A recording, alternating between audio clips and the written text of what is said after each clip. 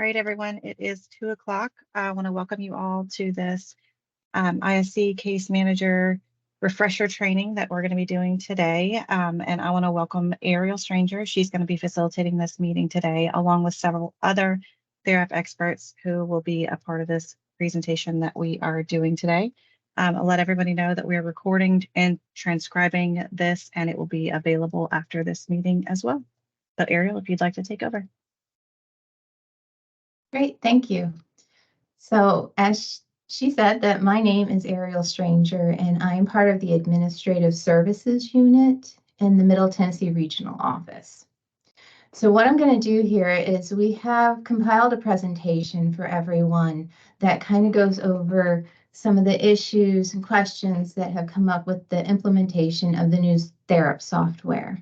How I'm going to do this presentation is probably in the most boring way that you possibly can. So my job is to try to, through what I say, keep you engaged. And your job is to do the best that you can to pay attention and stay engaged. And we'll just do what we can here. I'm not going to take questions during the presentation. I'm going to go through the information first. And then when we get done with all of it, you will have an opportunity then to ask any questions that you had.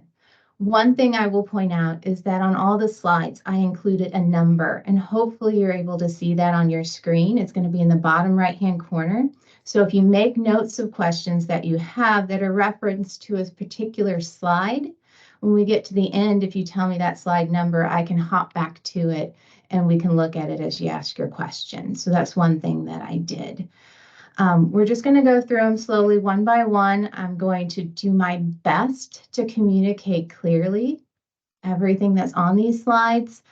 This is kind of a situation where we're changing wheels as the car is going down the highway when it comes to this software. So you got to kind of give me a little bit of patience here because things change, and we are working as much as we can to get information out to you guys as it goes. So the information that here is up to date as of today, but I can't guarantee it won't ever change.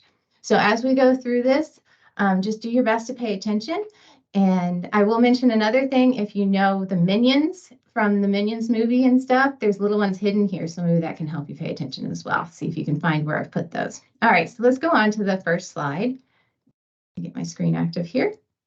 So the objective for this, just to go over that, is we had some issues that were occurring with plan submission that ISC agencies and case managers were bringing to our awareness, and we wanted to see if we could possibly iron out those issues and solve them for you using this presentation.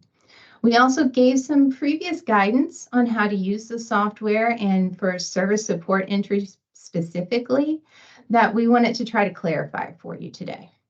And then last of all, we want to reinforce how the regions are processing all of this and notifying you still, because some of that may feel like it's changing, and we want to make sure that you're aware of everything that's going on in terms of our processes and notifications at the regional offices. Okay. So the first thing we're going to look at here is a person-centered support plan in Therap, and just kind of just a general information here, and we reference it as a PCSP. So on this slide, what we're looking at is just kind of a general information that a PCSP, or a person-centered support plan, is created at the oversight level in Therap. So that's important to know. There are different accesses and levels in the software, but that creation of a PCSP happens in the oversight level. All work done on that PCSP must then be done at the oversight level as well. So that's important to keep in mind. Now the SCOM, if you're using that, which is the communication that's provided by the software to send plans to providers, our department wanted you to know that that has to be done from the ISC CM account, case manager account. Okay, so that would be done in a different area.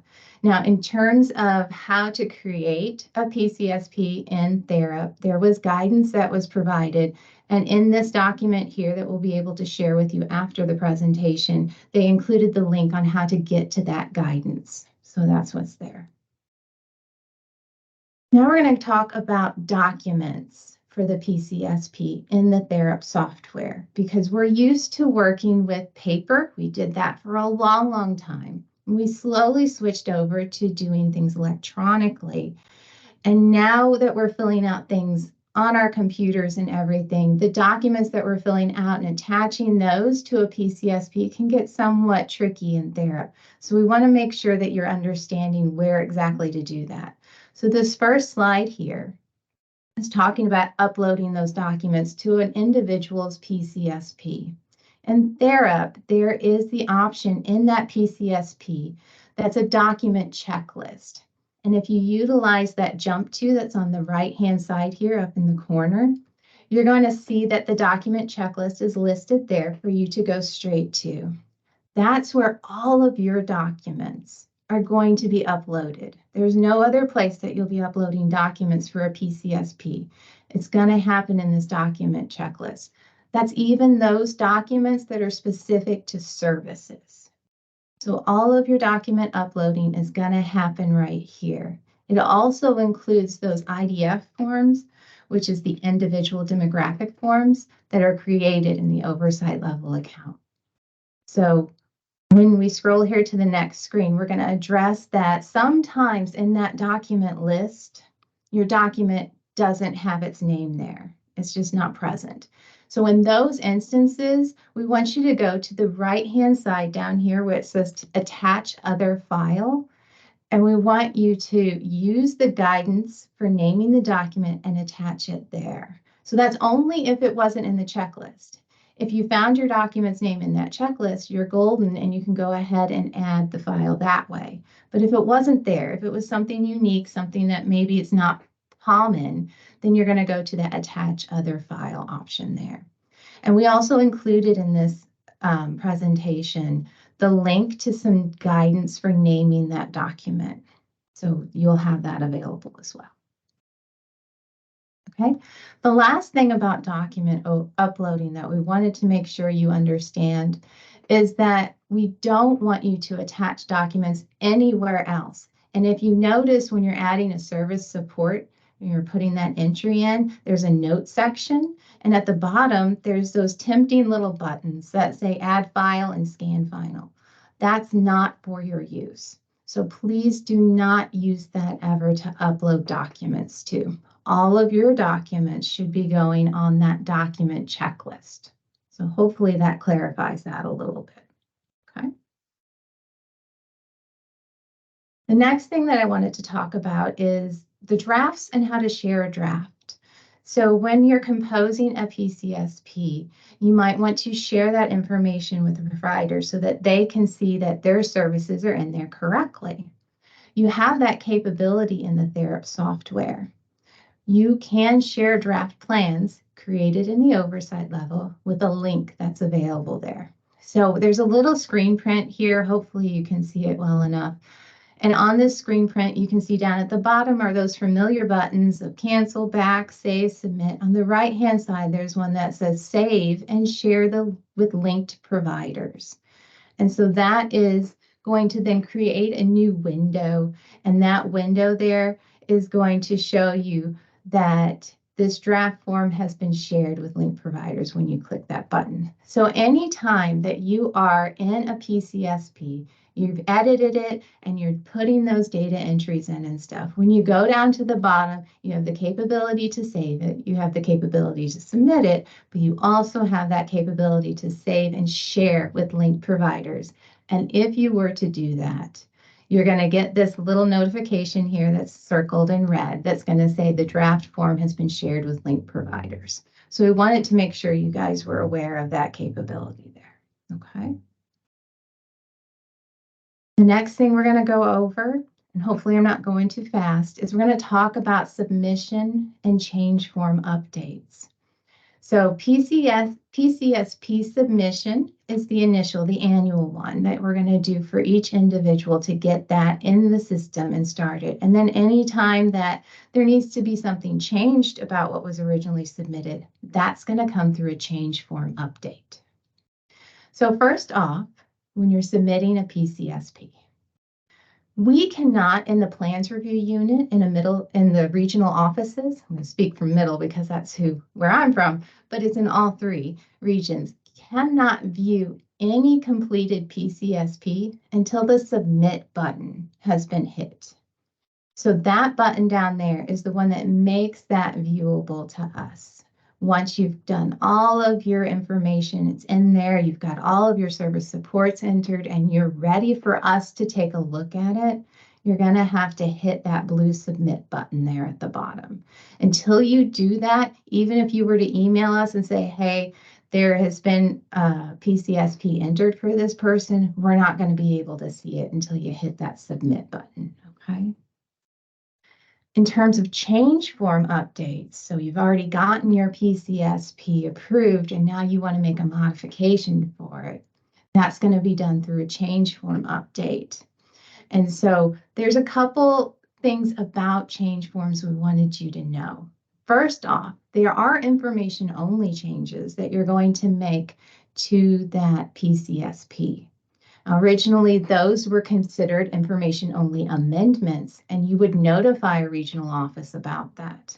You don't have to do that anymore. You can make those changes in the software yourself, and we don't have to view it, and we don't have to be notified about those changes that are information only.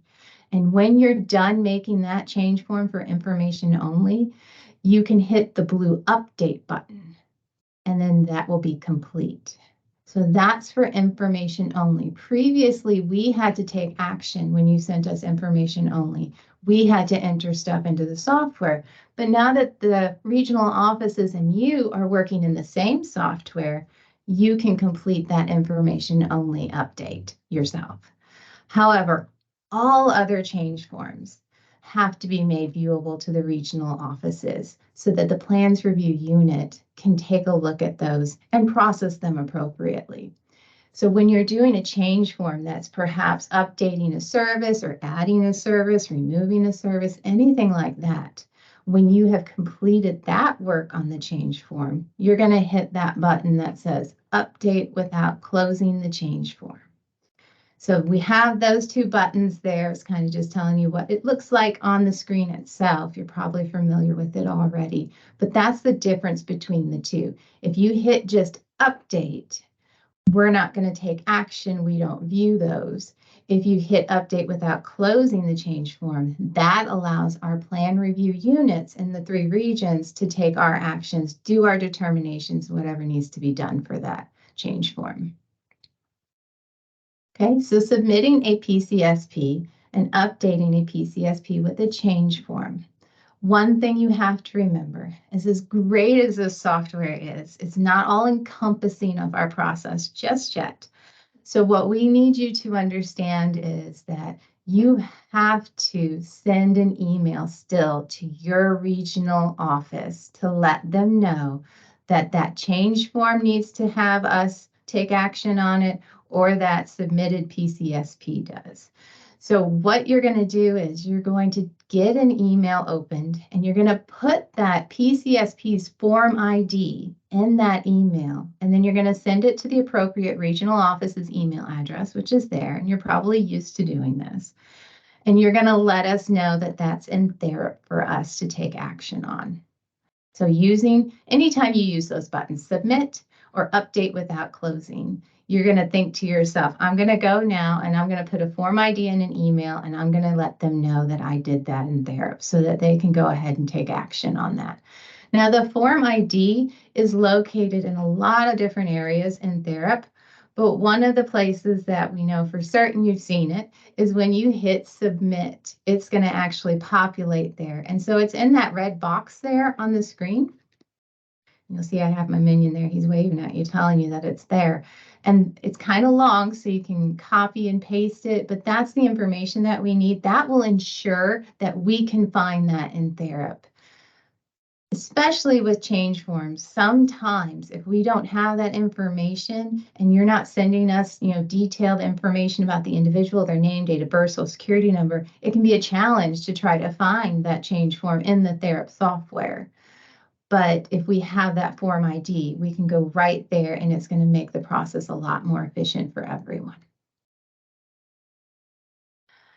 After we have the PCSP or the change form review and it's completed, we're going to make sure that we send you notification about that. So when you submit or you update a change form, you've sent the email, you've let us know, our plans review unit is going to look at all those documents you attached in that document checklist, and they're going to make their determination. They're going to approve, deny, partially approve those service supports for you. And then this is what hasn't changed. We're still going to send out notifications via email to the ISC, the case manager if appropriate, and all the appropriate providers for what was done in Therap. So that hasn't changed. So you don't have to think that you won't ever know that we've acted on it or not. You should still, just like before, be receiving from either the plans reviewers or from our shared inboxes, depending on which region it is, notification that we have completed that review. And then the notification is going to include a section C with the determinations listed on it, and it's going to have a cost plan summary report just like before. So you're still getting that. That hasn't changed.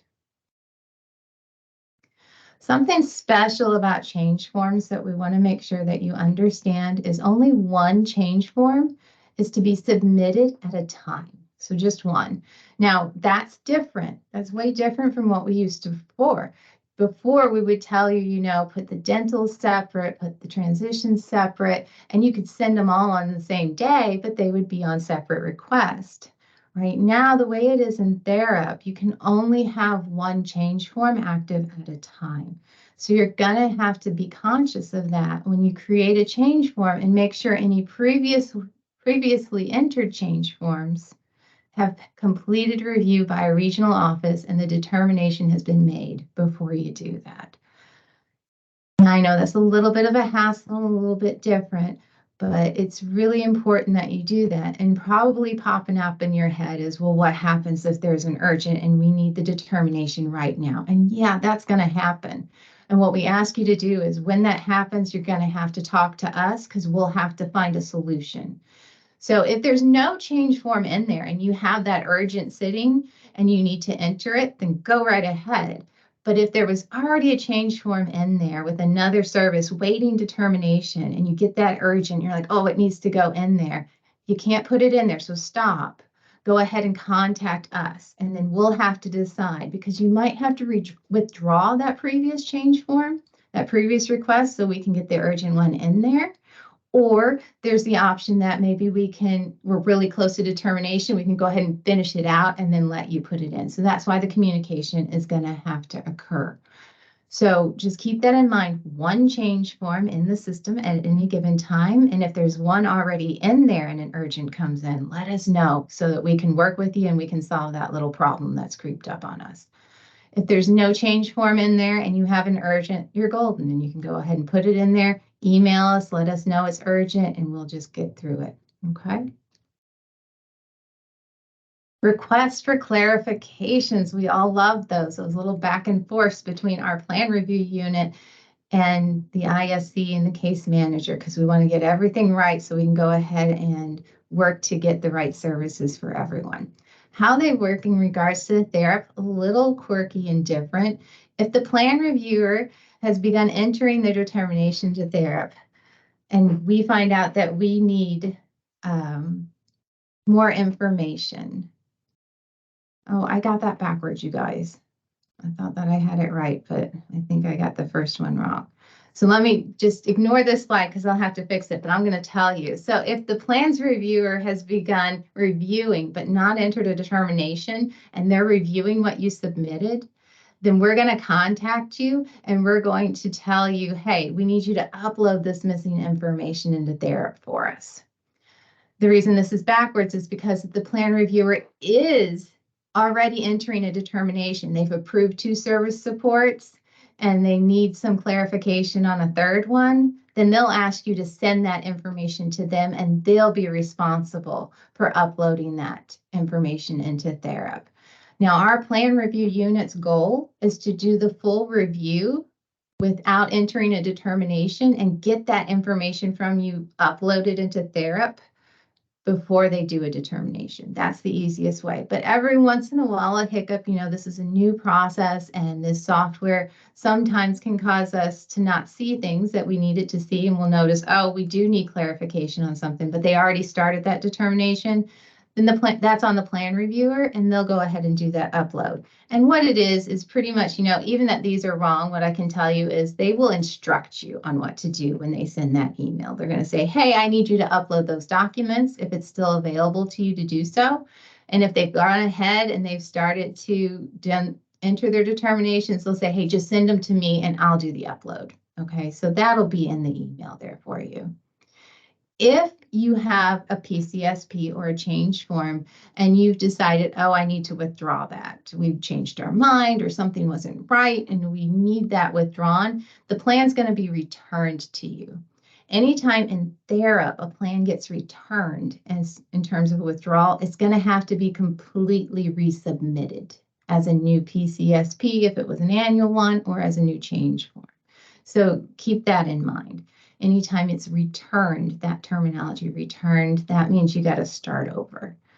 Okay, but in terms of requests for clarifications, the email that we send for it is going to tell you, hey, we're still in the status that you can upload those documents for me that I need, or change the information or whatever.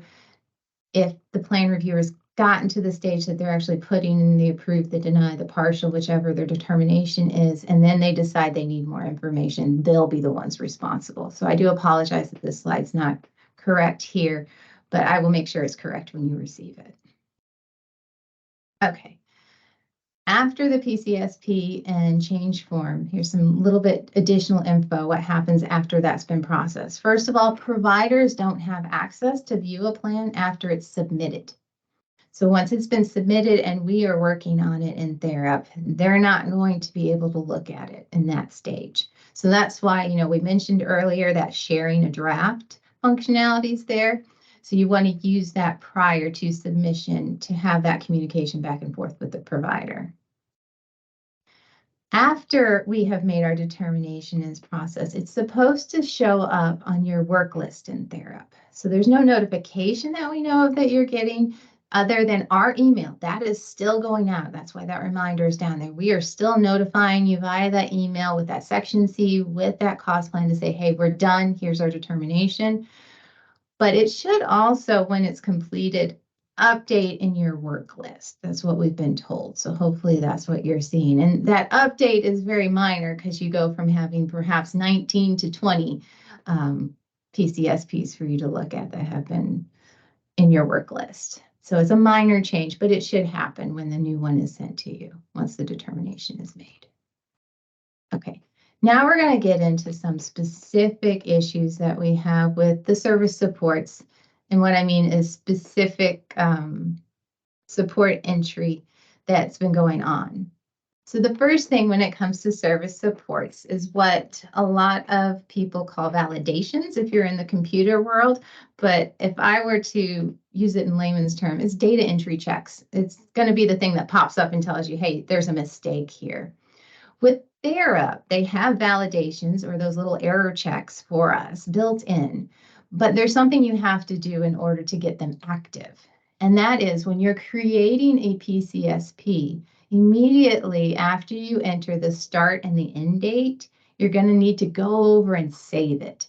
That's locking in those two dates because those are the variables they're going to use to check the other dates out to make sure they fit within that window. There's nothing overlapping and stuff like that. If you don't enter that start and end date, then those checks aren't going to be able to happen as you're doing your data entry. So what happens then is that if you didn't hit save, those two dates aren't being checked against the dates you're entering for service supports and other information that you're entering. And when you submit it, if there happened to be a typo, an error, maybe you overlap dates you didn't mean to, the plan review unit is going to be the one that's going to get the error when they go to put their determination in. And what happens is at the determination stage, we can no longer change it. So we're going to have to withdraw that plan. So that's why it's really important that you go in there and you do that save first. And I have a screenshot here. So this is at the beginning when you go to create a PCSP, which I've done quite a few times because we've done a lot of testing here. And you go down this left side column here on the screen, and you're entering what type of plan it is, the addition type here, and you say, hey, it's an annual.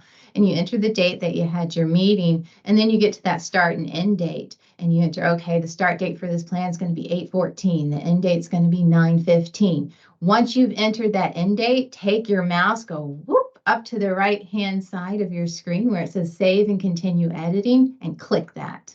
That's going to lock those two dates in as a validation so that now the software can check all the other information that you enter to make sure that it falls correctly in that date range. If you don't hit the save and continue and you just enter that date and you go on down and you start doing your data entry for service supports and stuff, and you put in an overlapping one, then it's not, the software is not going to say, hey, whoa, no, you're not supposed to do that. It's going to let that mistake happen. So that's why this is kind of important. And I know it's kind of a bummer that it doesn't just stop you and not let you do data entry until you hit that save and continue, but the software won't. So it's just going to have to be a habit that you get into, enter date, enter date, enter date, and then go up, save and continue, and then proceed. So that's what you need to do there to make sure that you get those validations. Now, when you get down to entering those service supports, I know that's new for you guys to do. We in the regional office, we've been doing it for a long, long time, so it's second nature to us. But what we need you to do when you start looking at that list of service supports for your individual is to take a moment and group them all together. We want you to group them by the type of service it is first, and then by the date second. So I have the example listed here in text. And so, for example, you'd have all of your ISC service support entries, and they're going to all be in order of date. And then you're going to go and you're going to switch over, okay, this person needs nursing services, and you put all those together in order of date. And then you're going to go down and say, here's the transportation. So we have screen prints of what it looks like when someone did it correctly and when someone did it incorrectly. So the first one's going to be the incorrect. That's the one that gets us the little frowny face. What we're looking at here on the left-hand side in those brackets is the person just went through all of perhaps the service supports that this individual gets, and they put them all down. And if you've got observant eyes, you'll see where their logic was coming from. They did it by date over here first. So you'll see that, oh, well, these are all the ones, probably the plan date started on the 20th of July. And they just went down the list of all the services that person was receiving. The reason that we want you to group by service and not by date like this is because this, and we know from experience because we've been entering these for a long time, is an easy way to forget an entry because you won't see that you have all the ISC perhaps in there and you'll miss a date range when you're going to do it. So if you group them all together, as we do here on the second screen, then you can double check that your entire ISP year has been covered for that service and you're not missing any. And that's all going to be in the system ready to be billable. So that's why we say, hey, group them all together. Make sure you have all of your residential in there for the entire ISP year. And then go ahead and switch to your next service. Put all of the community participation support in there and put them in order by date so you can make sure you cover that whole ISP year. So if you do it this way, the problem is that when you go back to look, you're scrolling up and down. Did I hit the ISC 3 times? Scroll back up. Did I hit the family model 3 times? Did I get all my entries in there? If you do it this way, which is the way we would prefer you to do it, then you can check right away. There's no scrolling really necessary. 1, 2, 3, the residential's all in there. Community participation, boom, boom, boom, it's all in there. So that's why we ask you to do that. So just always think of that group by service type first, date second. And that'll make your entries go a lot easier. Pick codes, that's new, right? So we were used to those waiver codes, proprietary codes that we used to use. And You know, we could close our eyes and probably rattle them off quickly because we all know them by heart. And now all of a sudden they're saying, now you get to use HIC-PIC codes and learn a whole new system, which is a big bummer. We can do it. We just don't want to. But the thing is that when you're in there picking your service supports, we do need you to make sure you're picking those HIC-PIC codes. And I said, well, how can you make sure when you're going back and reviewing that you did it right? Well, when you look at it, when it's listed on your screen here, you'll see that I put here that top code will match the bottom code. If you match, you're good to go. You picked the right one. If you accidentally revert it back, if you somehow clicked on a old service code that we used to use, it's not going to match the one in the bottom. So that's how your eye can catch quickly. Sorry. That's how your eye can catch quickly if you've made a mistake, is those two codes listed there, the one at the beginning of the service description and at the end won't match. But if they do match, then you know that you've picked the right one. And I know that's really kind of a bummer because you get proud of being able to rattle codes off randomly that your friends and family don't even know what that means. But you're like, I know what it means. And I got to learn a whole new set. And that's kind of a bummer, but we can do it. Okay, so getting on with those service support entries, when you're going to complete them, this is something that's kind of interesting. We need you to complete all the fields except for frequency and unit of measure. You can just leave those blank.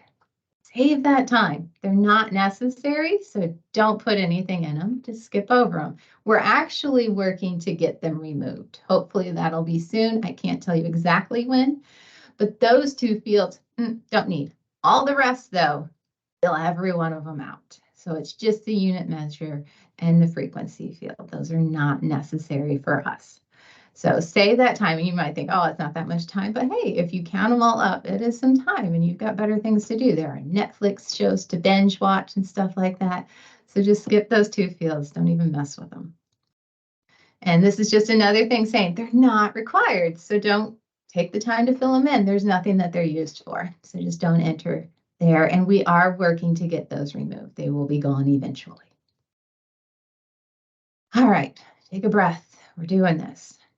Date breaks for service support entries. This is something that we've dealt with in the regional office for a long time. And trust me, it's not easy to remember. It took us a good long while to remember it. And now we're asking you to do it. So we do feel your pain and we understand that it's difficult to remember. But here's where your breaks are. The first one is at the end of the fiscal year. And for us, that's June 30th. And this is, if you want to know the reasoning behind this, is because there might be rate changes that happen at our fiscal years. There isn't, however, a hard stop. So if you enter a service support and you forget that break, Therap's not going to tell you, oh, that's an error. I wish it would, but it will not. So you're going to have to manually check that you did that. Maybe have somebody else check your work before you hit submit to make sure you did that break. Because unfortunately, if the rates were to change in July, and you didn't put the break on that service support, you're now going to have to do a change form and manually fix it. And that's a bummer. So make sure you're thinking of that fiscal year break when you enter your service support. The next break is going to be at the calendar year, which is just at the end of the year. And that's because they use that date to calculate the cost of the PCSP for the calendar year. So that's in terms of budgets and stuff like that. And you want to know how much is spent in the course of a calendar year. That's why that breaks there. And then the one that's probably pretty easy for you to do is that ISP break. And that's going to happen wherever the individual's ISP year is up. Okay, so those are the date breaks. Now, it wouldn't be any fun if we didn't have an exception to that. So of course we had to come up with an exception, and that happens to be for the respite supports. So they do not require that fiscal year break. You can go ahead and do the entire time there. You can go from January to July if you needed to, or beyond. So that's the one that you need to be conscious of doesn't apply, just to keep things interesting and be like, oh, respite services, that fiscal year doesn't apply to those. And the other thing to mention about respite service supports is the number of units. You can go ahead and put in the max waiver units on that, which is 30 in a calendar year. So I've got that highlighted there that this entry was done correctly, and they went ahead and put the max units there, 30 for each service support entry that you can see there because there's 2. All right, now let's get into specific services and how you enter those, because there's a little guidance that we can give you in terms of that. All right, so ISC service support. And when I was looking at this and trying to figure out what is the best way to explain to you, please do not think I'm insulting your intelligence, but this is literally how I would do it myself. So that's what I put down here. When we're calculating the unit entry for ISC services for an ISP year on those service support lines that break at those dates, how you're going to figure out how many units that service support entry needs is by counting how many months in your date range. Here our date range is August 15th to December the 31st. How many months in between those 2 dates have the first day of the month appearing? And that's what you're going to count. So this is literally what I do. I'm like, okay, there's September 1st, that's 1 unit. There's October 1st, that's 2 units. There's November 1st, that's 3 units. And then there's December 1st, that's 4 units. August 1st is not in that date range. It doesn't count for a unit in this service support entry. So that's 4 units that you'll be doing there. Just to check your work, it's good to know that 12 units, because there's 12 months in a year, is for an entire ISP year. So when you add up your 3 entries for an ISC service, you're going to make sure it adds up to the number 12. We have a little example of a mistake. I made it nice and big and bold. And it's like, oh my God, you did wrong. But this is an entry that was done incorrectly. And as you can see, I did my childish counting here. You don't have to do that if you understand it a different way. But the date range here was July 18th through December 31st. And if you were to count it out, there was only 5 months in which the first day of the month is included in that date range. So the total units should not have been 6. It should have been 5 for that first service support entry. And the other thing is if you were to add up those 3 entries, the total units comes to 13. There's not 13 months in a year. So that also signals to you, oops, I did something wrong in my mathematics there, and go back and maybe count again. So keep that in mind. This is a correct entry.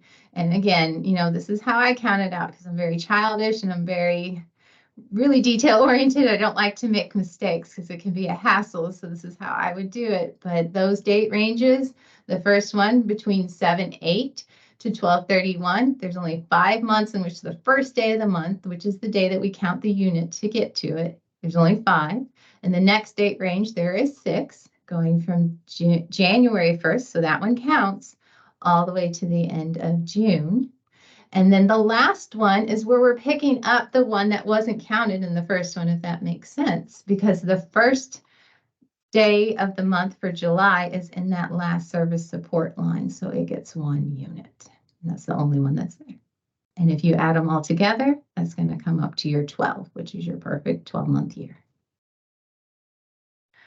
All right, day service supports guidance. And this is we'll get more into the day service, but I do want to point out that this kind of applies to all service support. Some of it does. And the first thing is that units should not be left blank. So we know in the past, perhaps you recall that there were some that were like, don't fill in the units on it. That's not the case anymore. We need you to make sure, remember, the only fields you don't get to fill in are that unit and frequency field, or unit of measure. I'm sorry, let me say the whole thing, and the frequency field. But the actual units, like we were just discussing for the ISC, that always has to be filled in no matter what the service is. And you also have to utilize the calculate and the rate buttons when you're entering any service to make sure that those populate as well. So I have a screen print here. And again, this is saying that it's for day service supports, but it would apply to any service that you're entering. You're going to have to click that rate details and it's going to pop up.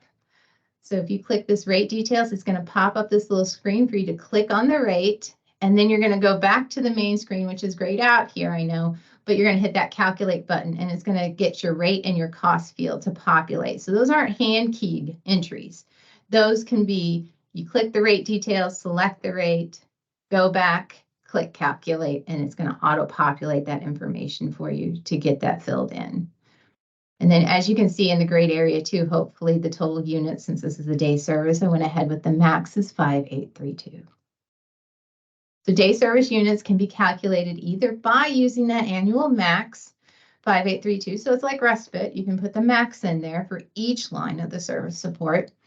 Or there was a spreadsheet that was previously shared that calculates the total of units for each service support. So whichever way that you use it, but make sure you're putting units in that field. That is what is really important for you to understand. Units has to be filled in. Unit of measure? No. Unit, yes. Frequency? No. But unit, yes, it does need to be filled in. And the next one's just an example of showing you, I mean, you know what it would look like filled in. It's going to have actual data in that field when you're looking down the grid. And so that's what you're looking for. And you want to make sure that all of them have it in there. Okay.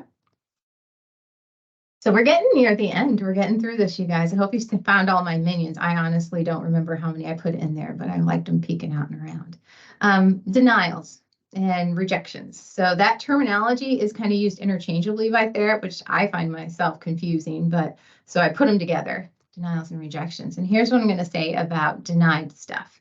And this is why it's important.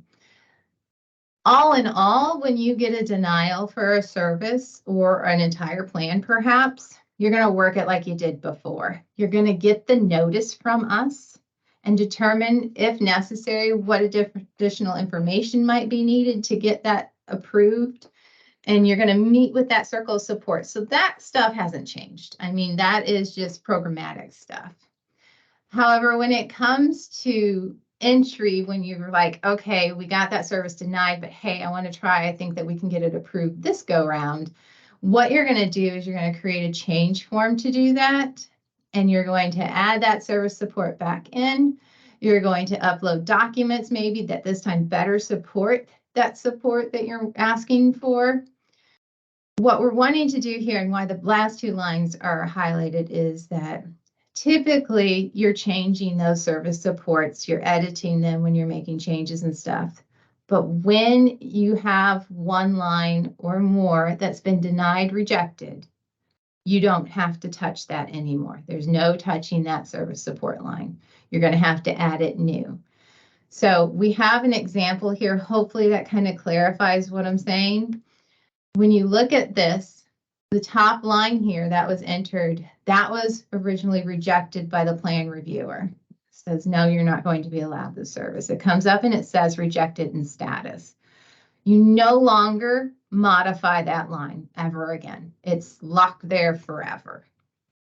What you'd have to do if you wanted that personal assistance and you thought, oh, if I just lower my total units, then it'll get approved and you're going to resubmit it, is you're going to add that line back in and you're going to change the information you need to change for the approval. I hope that makes sense. So it's going to look like it's duplicated almost in there. That's the exact same service, the exact same date range in this instance, but the units are different.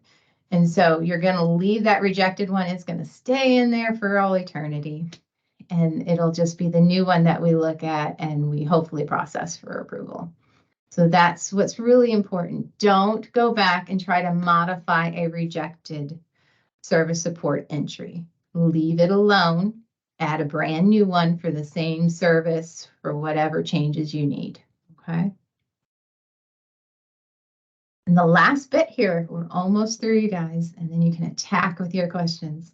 The last bit here is just a little bit of added functionality that they've put in Therap for providers, and that's called Unified View. Now, I personally haven't seen this, so I don't have more information than what's on this slide here that was given to me.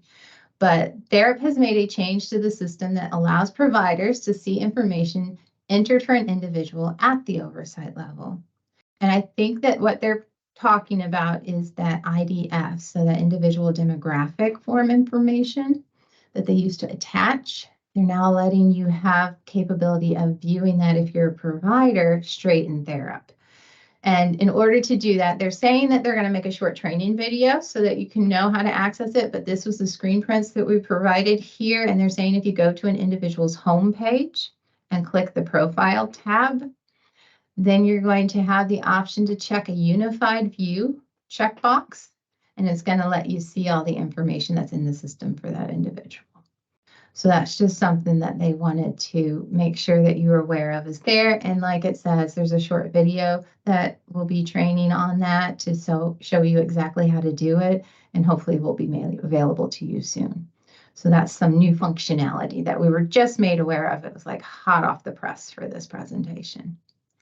So honestly, I hope I didn't talk too fast, but I think we did a pretty good job here of covering a lot of stuff. And I hope we clarified a lot of information for you and hopefully didn't muddle up any information you had before and now you're more confused. But this is the opportunity. I want to thank you for letting me do this presentation to you, and I hope you found it helpful. And now we can turn it over and hopefully get some questions answered if you have any. Thank you so much. All right, I'm going to start with questions in the chat. For this first one, it got answered in the chat, but I'm going to read it out loud just in case there are people who are participating audio only. So on slide 17, if you have multiple changes for a plan, can you submit them all on one change form, or do you have to have separate change forms for each? That question was answered. You can submit multiple services on one change form. They do not need to be submitted separately. So that one is asked and answered. The next one was, can you please show the ISC example screen again? I think this was close to slide 30.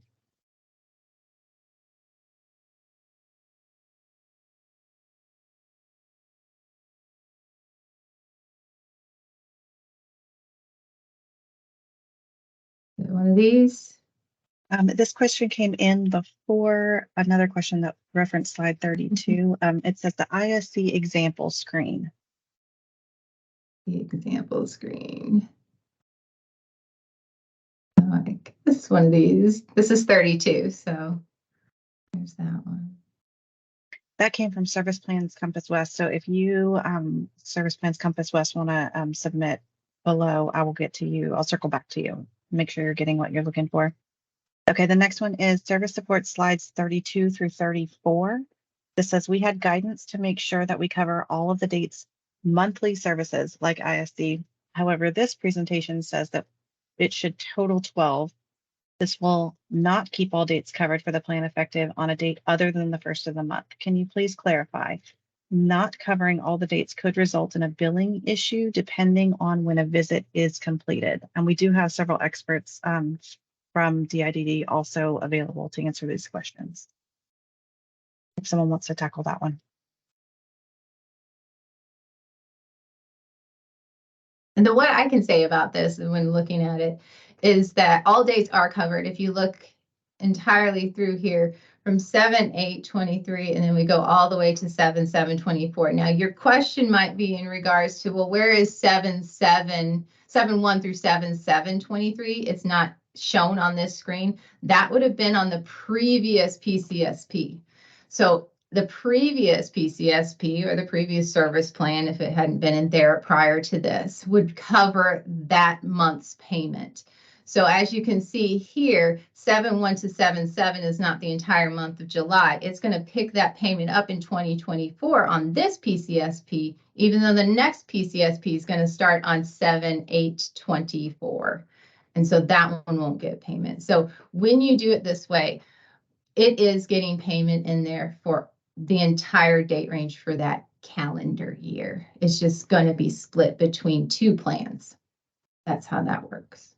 Does anybody else, Melissa, maybe? I hope I'm saying that correctly. This is Melissa Haefley in the Middle Region, and Lori Shelton actually answered that in the chat as well, and you answered it as well, Ariel. So I think we're covered. Oh, my mistake. Yeah, the answer is right there. Currently, the billing for an ISD on a split month always falls on the front end of the month, which is on the previous ISP year, which is exactly what you just said. You did great. Hey, I got it right. Okay, so Tony asked another question after that on slide 37, if you don't mind going to that one.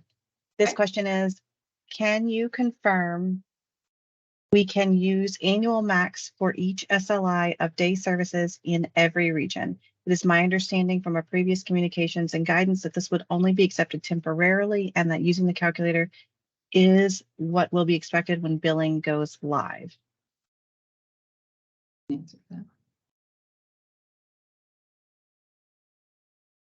This is Melissa in the middle, and yeah, well, as Ariel had started or had stated when she started the presentation, these are our guidelines today, and I can confirm that that's what we can use today. There will likely be some changes when billing goes live, but that is acceptable right now to use that 5,832 annual max on each SLI for each day service. Okay, next question is slide 29. And this says, I heard you say that if you didn't have the service broken up, then a change form would be needed when there's a rate increase. However, we received guidance that the change forms would not be needed for individuals in the pilot when we were operating under the old guidelines, 1 SLI per service. Has this changed? I don't know about the old guidelines, so can somebody answer that? That was part of the pilot. I will take that, Ariel. This is Lori Shelton. During the pilot, we were told that 1 SLI would be needed for each service. However, when rate increases come into play, it does not account for that. So the guidance was changed because of what we learned after that. And so now we are entering, like Ariel's presentation showed, you're going to enter each service through 6:30, and then you're going to pick it up again for 7/1 to 12/31, and then you'll pick it up again for whatever's left of the ISP year. And so that will be for every service, except for the respite. Respite.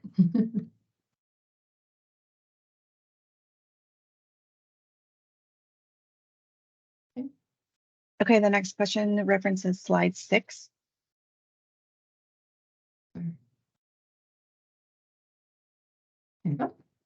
Okay, for document uploading to document checklist, will there ever be a feature to link the PCSP IDF attachment to the plan like we can with the CTLC?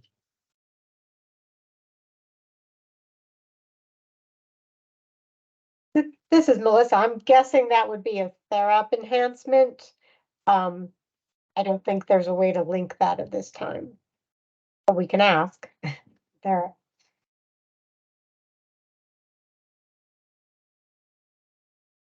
Okay, the next one is slide 43.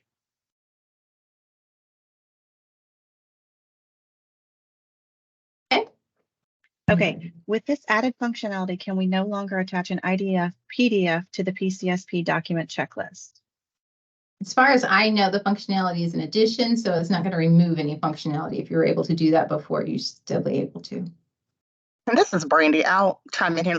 We'll take this back to review because that was the reason why we we did get feedback that providers were unable to see the IDF. So we did request that ISCs and case managers attach it to the documents checklist. But now that we have this functionality and a feature that allows providers to have the unified view, they can now go in, press the checkbox, and they're able to see what's entered at the oversight level. So that was our workaround, was to attach the IDF PDF to the documents checklist so that your providers would have access to the view, but now they have it within their own account. So we'll take this back and add more clarification. So it's not as burdensome on ISCs and case managers. Thanks, Brandy. Okay, the next one doesn't reference a slide, but it says, can you go over what the transition would look like specifically to the services and support section would look like? Do we delete the original address or do we leave it and add new lines with the new address? Okay, so this is specific to a transition that's happening for an individual residentially. So can someone answer that? Because I don't have any slides that reference that question whatsoever.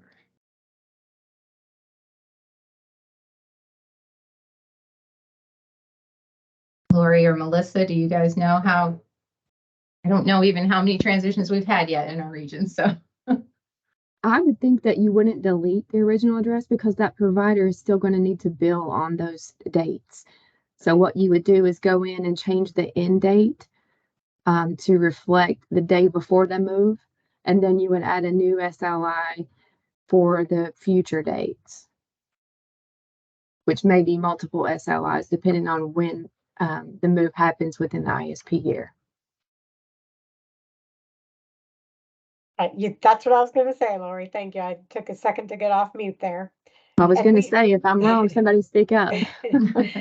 That's how we have advised, and we've had one or two so far with the Therap plans, and that's gone well like that.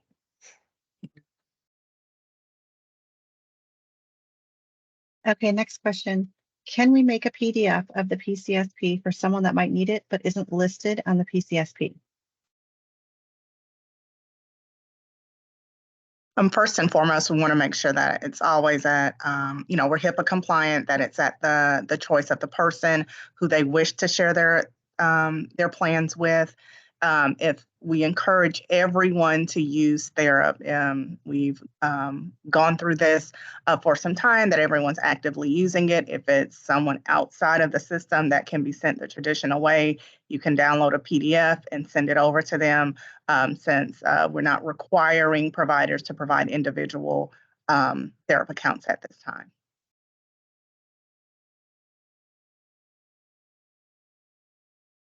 Okay, this looks like the a partial question, maybe to another question that has already been submitted. It says, but it's 5856 for 1124 through 6/30/24 to include the extra leap year day. I'll take this one. It's Melissa. Actually, Meg, it's always 5832. And I know that kind of sounds like maybe a random number, but that is made up if you've been with the services for a long time. The previous rule, when it was 1 unit a day, was 243 days in a calendar year. So this 5832 number is devised by doing those 243 days times 6 hours a day, and those times 4, which is quarter units.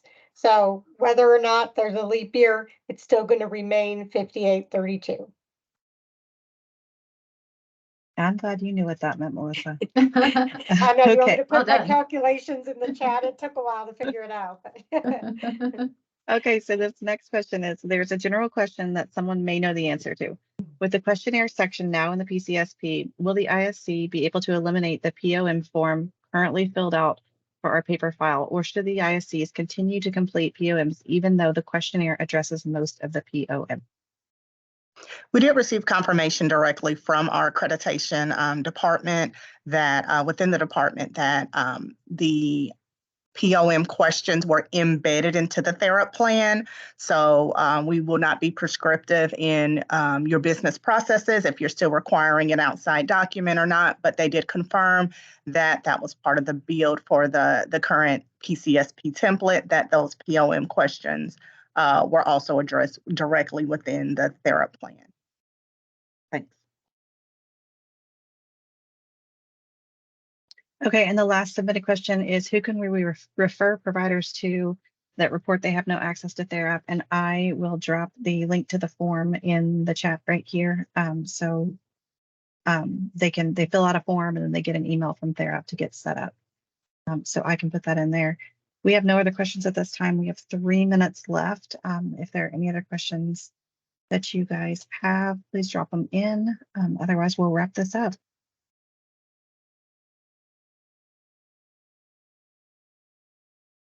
Oh, here comes a question.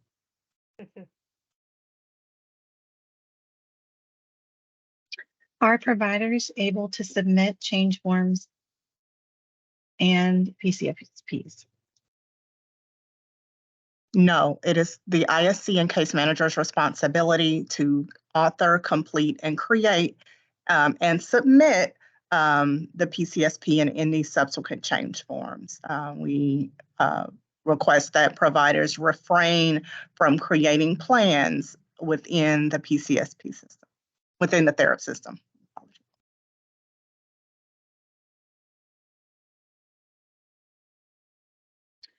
So somebody asked, where's the form for the providers? I just dropped that link into the chat. So you can copy and paste that and send that on to whoever is requesting access.